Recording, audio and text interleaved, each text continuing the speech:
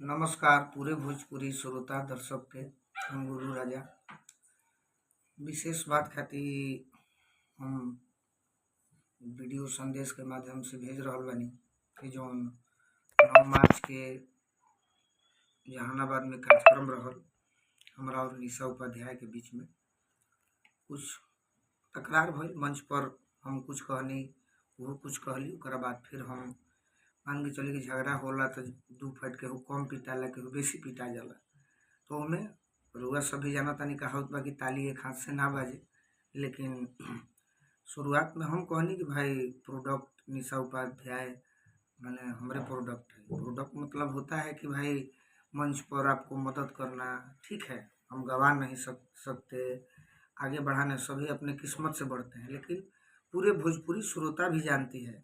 और ये मैं घमंड के साथ नहीं कहता। हाँ, हमारी एक अच्छी वो दोस्त थी, लेकिन तकरार के बीच में हमने कुछ ज़्यादा ही कहा, अभद्र गाली भी दिया। उसके लिए मैं 17 तारीख को एक बिहटा में कार्यक्रम था, वहाँ भी माफ़ी मांगना था।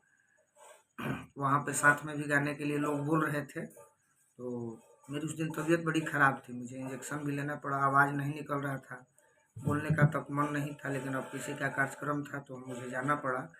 लेकिन मैं इस वीडियो के माध्यम से निशा उपाध्याय जी से क्षमा मांगता हूँ कि भाई हमने जो मंच पर आपको गाली दिया उसके लिए आप क्षमा करें दिल से।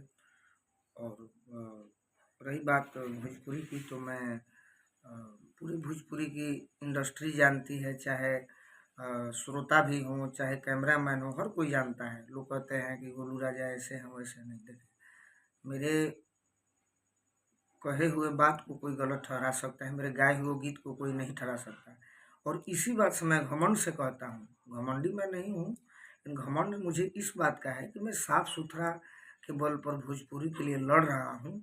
तो आप लोग भी मेरा साथ दें। ये न कि देखिए पैसा कमाने के लिए कुछ भी गाना है, ये नहीं। अपना एक स्वाभिमान होना चाहिए। और हम एक लड़का होकर जब इस गीत से इतना प्यार पा रहे हैं, ये महोत्सव वो महोत्सव, तो आप लोग भी इसमें इस मुहिम में साथ दें। और रही बात मंच पर की, तो मैं निशा जी से क्षमा मांगता हूँ। मुझे उम्मीद है कि मेरी गलतियों को निशा जी माफ़ करेंगी। और आगे से भी मैं ये उम्मीद दिलाऊंगा कि आगे से ये गलती कभी नहीं होगी। बहुत बहुत धन्यवाद। जय भोजपुरी।